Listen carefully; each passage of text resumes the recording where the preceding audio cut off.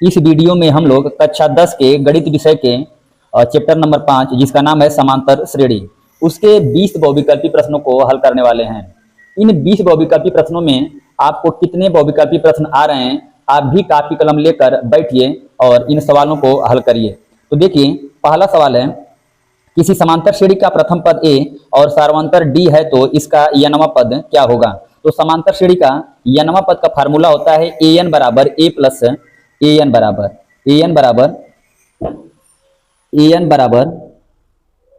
ए plus N minus 1 into d होता है। अब देखेंगे तो यह वाला कहाँ पर मिल रहा है, तो दूसरे ऑप्शन में यह वाला मिल जा रहा है, तो दूसरा ऑप्शन क्या है आपका, सही है। इसके बाद हम लोग दूसरे क्वेश्चन को देखेंगे।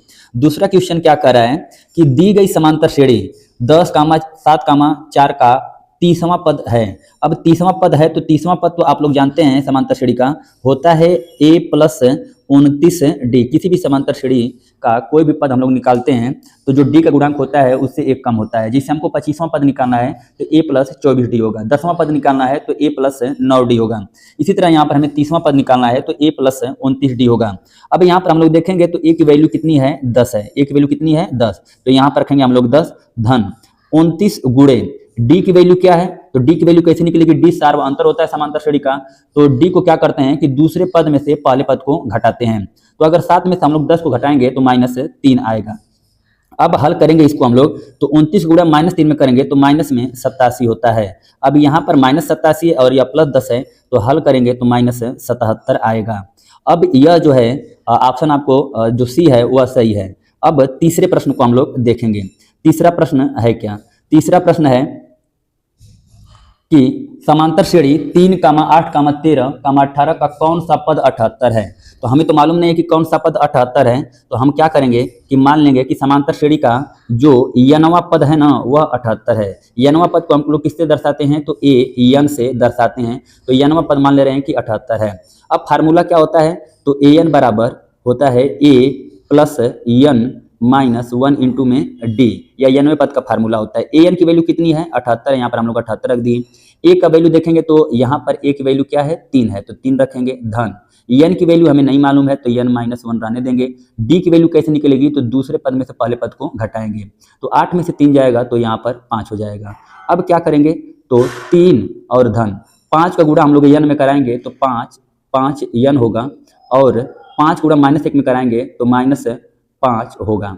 अब क्या होगा कि 5 गुणा हम लोग एन में कराएंगे तो -5 होगा। अब देखेंगे हम लोग तो यहाँ पर 3 है और यहाँ पर क्या है, -5 है, और इसको हल करेंगे हम लोग तो -2 आएगा और धन में 5 एन आएगा, और इधर क्या है तो 78 चल रहा है, इधर 78 चल रहा है। -2 को अगर हम लोग इधर भेजेंगे तो -2 और -2 इधर के प्लस में हो जाएगा तो 80 हो जाएगा इधर, और 80 बराबर में क्या हो जाएगा 5 एन। अब एन का मान हमें निकालना है तो 5 को इधर हम लोग भेजेंगे तो 80 में 5 की भाग जाएगी, तो 80 में 5 की भाग 16 बार में जाती है, यानी कि एन का मान कितना आएगा 16, यानी कि 16वां जो पद है ना वह 78 है। तो ऑप्शन सी वाला इसका सही हो जाएगा। अब हम लोग अगला क्वेश्चन देखेंगे। अगला क्वेश्चन है क्या, कह रहा है कि किसी समांतर श्रेणी के लिए सार्वंतर डी ज्ञात करने का सही सूत्र है। सार्वंतर डी ज्ञात करने का, तो हम लोग क्या करते हैं कि सार्वंतर जब भी निकालते हैं यानी कि डी की जो वैल्यू निकालते हैं तो दूसरे पद में से पहले पद को घटा देते हैं, यानी कि A2 में से A1 को क्या कर देते हैं, घटा देते हैं। तो यहाँ पर अगर हम लोग देखें तीसरे वाले ऑप्शन को, तो अगर यहाँ पर मैं एन का मान लीजिए कि 2 रख रहा हूँ तीसरे वाले में, यानी कि ऑप्शन सी में देखिएगा ए एन है और -1 है। अगर एन की वैल्यू मैं 2 रखूँ तो यहाँ पर आएगा 2 और -1, और यहाँ पर आएगा क्या A2 में से 1 जाएगा तो 1, यही आपका आ रहा है। यानी कि सार्वंतर जो हम लोग निकालते हैं तो दूसरे पद में से पहले पद को घटाते हैं, और यहाँ पर यह मैच कर रहा है, यानी कि जो तीसरा ऑप्शन है वह आपका सही है। अब हम लोग 5वें प्रश्न को देखेंगे। कह रहा है कि प्रथम 10 प्राकृतिक संख्याओं का योगफल होता है। प्रथम 10 प्राकृतिक संख्याओं का योगफल आपसे पूछ रहा है। तो योगफल का फार्मूला क्या होता है, तो एन बराबर जो फार्मूला होता है समांतर श्रेणी के एन पदों का योगफल, तो एन बराबर एन बाई 2 और 2a प्लस एन -1 और कोष्टक में क्या होता है डी। यानी कि एस एन बराबर एन बाई टू और 2a plus N minus one into D. यहाँ पर कह रहा है कि 10 प्राकृतिक संख्याओं का योगफल ज्ञात कीजिए। तो वे 10 प्राकृतिक संख्याएं कौन होंगी? प्रथम तो 1 होगा, 2 होगा, 3 होगा, ऐसे करके चला जाएगा। अब देखिएगा यहाँ पे समांतर श्रेणी हमें क्या मिल रही है? 1 2 3 डॉट डॉट ऐसे करके चलेगा। यहाँ पर 10 प्राकृतिक संख्याओं का योगफल ज्ञात करने के लिए कह रहा है, यानी कि एन की वैल्यू कितनी हो जाएगी? 10 और बटा में 2 होगा धन। यहाँ पे 2a है, यानी कि 2 का गुणा a में करेंगे तो a की वैल्यू यहाँ पर क्या है? 1 है। तो 2 का गुणा 1 में करेंगे तो आएगा आपका 2 धन। n की वैल्यू कितनी है? तो 10 पदों का योगफल ज्ञात करने के लिए कह रहा है, तो 10 और माइनस 1 और गुणे में d की वैल्यू कितनी है? तो d की वैल्यू कैसे निकालेंगे? तो दूसरे पद में से पहले पद को घटा देंगे। तो 2 में से 1 घटाएंगे तो कितना आएगा? 1 आएगा आपका। अब हम लोग आगे देखेंगे तो 10 में 2 से भाग देंगे तो 5 आएगा और यहाँ पर 2 और धन। 10 में से 1 जाएगा तो 9 और 9 का गुणा 1 में कराएंगे तो 9 होगा। अब क्या होगा कि 9 में 2 जोड़ेंगे तो 11 और 5 गुणे 11 बराबर में आएगा 55, यानी कि 10 प्रथम प्राकृतिक संख्याओं का जो योगफल है वह आपका 55 होगा। अब आगे हम लोग अगले प्रश्न को देखेंगे। अगला प्रश्न है क्या? अगले प्रश्न में आपसे पूछ रहा है कि समांतर श्रेणी 0, -4, -8, -12 डॉट डॉट के लिए सार्वंतर का मान होगा। तो सार्वंतर हम लोग जब भी निकालते हैं तो दूसरे पद में से पहले पद को घटाने का काम करते हैं। तो यहाँ पर क्या है कि अगर हम सार्वंतर निकालेंगे तो दूसरा पद है क्या यहाँ पर? तो -4 और माइनस करेंगे पहला पद, तो पहला पद क्या है? 0। इसको हल करेंगे तो आएगा आपका -4, यानी कि ऑप्शन जो है कि बी वाला सही है। अब हम लोग अगले प्रश्न को देखेंगे। अगला प्रश्न है क्या? कह रहा है कि यदि किसी समांतर श्रेणी का प्रथम पद ए की वैल्यू कितना है? -5 और डी की वैल्यू कितनी है? 2 हो, तो श्रेणी के पहले 4 पद लिखिए। श्रेणी के पहले 4 पद। अब श्रेणी जब भी हमें माननी होती है, कहता है कि समांतर श्रेणी के प्रथम 4 पद या जो भी है लिखिए। तो पहला पद हमेशा, अगर मान लीजिए समांतर श्रेणी का पहला पद मानना रहता है तो हम लोग ए मानते हैं। अगर दूसरा मानना रहता है तो हम लोग ए प्लस डी मानते हैं। तीसरा मानना रहता है तो हम लोग क्या मानते हैं? a प्लस 2d मानते हैं। अब देखिएगा यहाँ पर a की वैल्यू क्या है? तो -5 है, तो पहला पद क्या हो जाएगा? -5 हो जाएगा, या तो फिक्स है। उसके बाद दूसरा पद निकालेंगे तो दूसरा पद कैसे निकलेगा? तो दूसरा पद निकलेगा a प्लस डी, यानी कि a की वैल्यू कितनी है?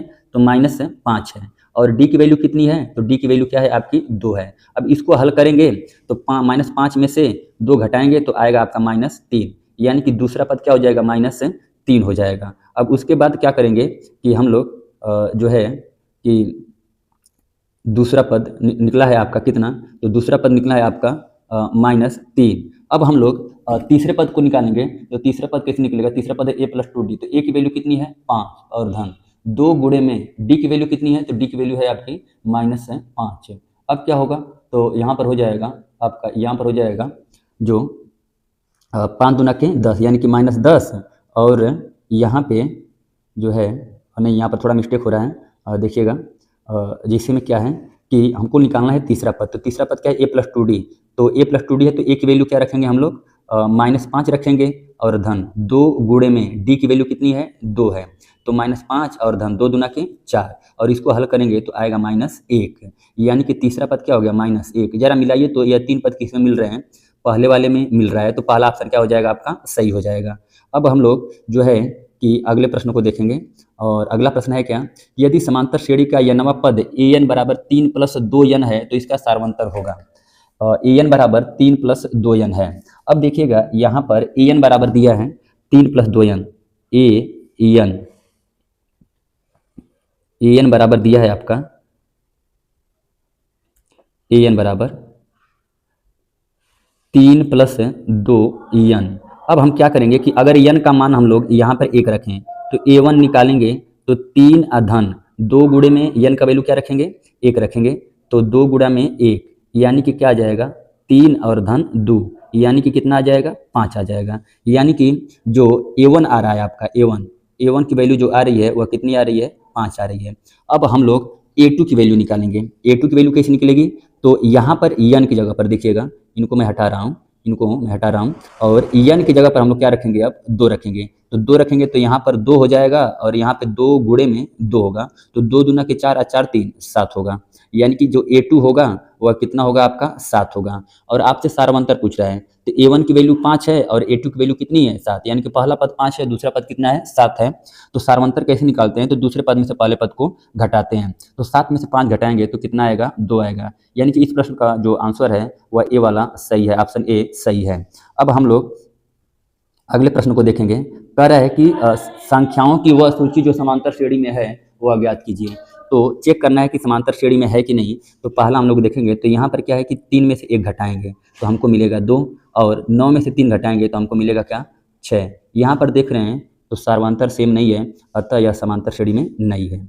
अब हम लोग दूसरा देखेंगे। दूसरा यहाँ पर क्या है 2 है, 4 है, 8 है, 16 है।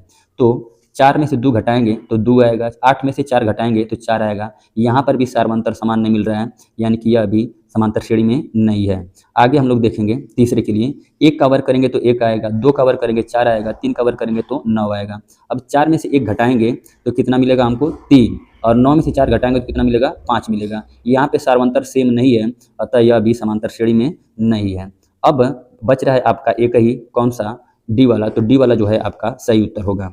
अब इसके आगे हम लोग 10वें प्रश्न को देख ले रहे हैं। कह रहे हैं कि किसी समांतर श्रेणी के प्रथम n पदों के योगफल का सूत्र है। तो समांतर श्रेणी के n पदों का जो योगफल का सूत्र होता है वह होता है यस n बराबर n/2 और 2a plus n minus 1 into में d होता है। अब देखेंगे तो n/2 यहाँ पर मिल रहा है 2a यहाँ पर मिल रहा है b वाले में, और n-1 इंटू डी, यानी कि ऑप्शन जो आपका b वाला है वह वाला सही है। अब हम लोग क्या करेंगे, अगले प्रश्न को देखेंगे। अगला प्रश्न है कि आपका 11वां जो सवाल है, समांतर श्रेणी -3, -1/2, -2 डॉट डॉट डॉट का 11वां पद है। समांतर श्रेणी का कोई भी पद हमें निकालना होता है तो ए और डी का मान जरूरी होता है। अगर ए और डी का मान हमें मालूम है तो समांतर श्रेणी का कोई भी पद हम लोग निकाल सकते हैं। तो यहाँ पर देखेंगे तो ए की जो वैल्यू है, ए की जो वैल्यू है आपकी कितनी है, तो -3 है। डी की वैल्यू हम लोग निकालेंगे तो दूसरे पद में से पहले पद घटाएंगे तो -1/2 और माइनस, और फिर माइनस में क्या है 3 है। अब इसको हम लोग हल करेंगे तो -1/2 और माइनस में करेंगे तो प्लस, और यहाँ पर क्या हो जाएगा 3। तो 2 तिहाइयाँ 6, और 6 में से 1 जाएगा तो 2 तिहाइयाँ 6, और 6 में से 1 जाएगा तो 5, 5/2, यानी कि जो डी का मान है वह कितना आएगा 5/2 आएगा, 5/2 आएगा। डी का मान जो है 5/2 आएगा। अब देखेंगे हम लोग तो ए का मान कितना आया है, तो ए का मान आया है -3, डी का मान आया है प्लस 5/2 आया है। अब हम लोग क्या करेंगे कि निकालना है 11वां पद। तो 11वां पद होता क्या है, a प्लस 10 डी होता है। a की वैल्यू कितनी है, तो -3 धन 10 गुणे डी की वैल्यू कितनी है, तो 5/2 है, और 2 से यह 10 कटेगा कै बार में, 5 बार में। तो -3 और धन 5 × 5 = 25, और 25 में से 3 जाएगा तो आएगा आपका कितना 22, यानी कि ऑप्शन नंबर बी सही है। अब हम लोग अगले प्रश्न को देखेंगे। 12वां प्रश्न कह रहा है कि यदि 2, k, 26 समांतर श्रेणी में हैं तो k का मान होगा। क्योंकि यह समांतर श्रेणी में है तो हम लोग जानते हैं कि अगर कोई भी पद समांतर श्रेणी में होता है तो उसके सार्वंतर क्या होते हैं, बराबर होते हैं। तो सार्वंतर बराबर होते हैं तो क्या करेंगे कि हम लोग यहाँ पे 2 सार्वंतर निकालेंगे। क्या करेंगे कि k में से 2 को घटाएंगे तो इसको d1 लिखेंगे, d1 बराबर k - 2, और d2 भी निकालेंगे। वह कैसे निकलेगा, तो 26 में से k को घटाएंगे तो 26 - k। अब हालांकि समांतर श्रेणी में हैं तो इनके सार्वंतर क्या होंगे, बराबर होंगे, यानी कि जो d1 की वैल्यू है वह d2 की वैल्यू के क्या होगी, बराबर होगी। तो d1 की वैल्यू क्या है, k - 2, और d2 की वैल्यू क्या है, तो 26 माइनस में k। अब क्या होगा, तो k को मैं इधर बुलाऊंगा तो इधर k है और उधर से भी k आएगा, तो k और प्लस में k, और इधर क्या है 26, और माइनस उधर जाएगा तो प्लस में 2 हो जाएगा। अब यहाँ पर क्या हो जाएगा, k में k जोड़ेंगे तो 2k हो जाएगा, बराबर में 26 2 कितना हो जाएगा 28। अब आप 2 के बराबर 28 आ रहा है तो हमको k का मान निकालना है। तो 28 में 2 से भाग देंगे तो कै बार में जाएगा, 14 बार में, यानी कि ऑप्शन नंबर ए सही है। 12वें सवाल का ऑप्शन नंबर ए सही है। अब हम लोग अगले प्रश्न को देखेंगे। कह रहा है कि समांतर श्रेणी 21, 18, 15 का कौन सा पद शून्य है। तो हमें तो मालूम नहीं है कि इसका कौन सा पद शून्य है, तो हम लोग क्या करेंगे कि मान लेंगे कि समांतर श्रेणी का जो n वां पद है जिसे an से दर्शाते हैं वह कितना है, 0 है। अब क्या होता है फार्मूला, तो an बराबर होता है a प्लस n - 1 इंटू में d। अब देखिएगा an की वैल्यू कितनी है 0, यहाँ पर a की वैल्यू कितनी है इस श्रेणी में, तो a की वैल्यू कितनी है 21 है धन, n की वैल्यू हमें नहीं मालूम है तो n-1 और d की वैल्यू कैसे निकलेगी, तो 18 में से 21 को घटाएंगे तो आएगी -3। अब हल करेंगे तो 21 और -3 को गुणा प्लस n में कराएंगे तो -3 आएगा और -3 को गुणा -1 में कराएंगे तो 3 आएगा। अब क्या होगा 21 में 3, 21 में या प्लस में होगा तो 21 में 3 हम लोग जोड़ेंगे तो कितना होगा 24 और माइनस में 3 n होगा और इधर क्या रहेगा 0। अब क्या करेंगे हम लोग 24 को इधर भेजेंगे तो -24 बराबर में माइनस में 3 n। अब माइनस से माइनस कैंसिल हो जाएगा, n का मान हमें निकालना है तो 3 को अगर हम इधर भेजेंगे तो 24 में 3 से भाग हो जाएगी, तो 24 में 3 से भाग जाएगी तो कई बार में जाएगी तो 8 बार में जाएगी, क्योंकि 8 तरीके 24 यानी कि n की वैल्यू कितनी निकली 8 निकली, यानी कि 8वां पद क्या होगा 0 होगा। इसका ऑप्शन नंबर बी सही है। अब हम लोग अगले प्रश्न को देख ले रहे हैं। कह रहा है कि यदि किसी समांतर श्रेणी में d बराबर -2 और n बराबर 5 हो तो a n-a का मान होगा। तो हम लोग जानते हैं कि a n बराबर क्या होता है, तो a प्लस n-1 इंटू में d होता है। a को मैं इधर बुला रहा हूँ तो क्या होगा कि a n-a बराबर में n-1 इंटू में d। अब क्या होगा कि n की वैल्यू कितनी है तो 5 है, तो 5 -1 और d की वैल्यू कितनी है, तो d की वैल्यू है आपकी -2।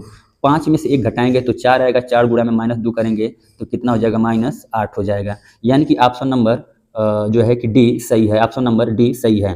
अब हम लोग अगले क्वेश्चन को देखेंगे। अगला क्वेश्चन है क्या कि कह रहा है कि 2 अंक वाली कितनी संख्याएं जो हैं 3 से विभाज्य हैं। 2 अंक वाली कितनी संख्याएं 3 से विभाज्य हैं। तो 2 अंक वाली सबसे छोटी संख्या क्या होती है 10, 10 तो 3 से विभाज्य नहीं है, 11 भी 3 से विभाज्य नहीं है, तो क्या होगी 12 3 से विभाज्य होगी। तो यहाँ पर क्या हो जाएगा 12, 12 के बाद कौन विभाजित होगी 12, पहली संख्या कौन होगी, तो पहली संख्या होगी आपकी 12,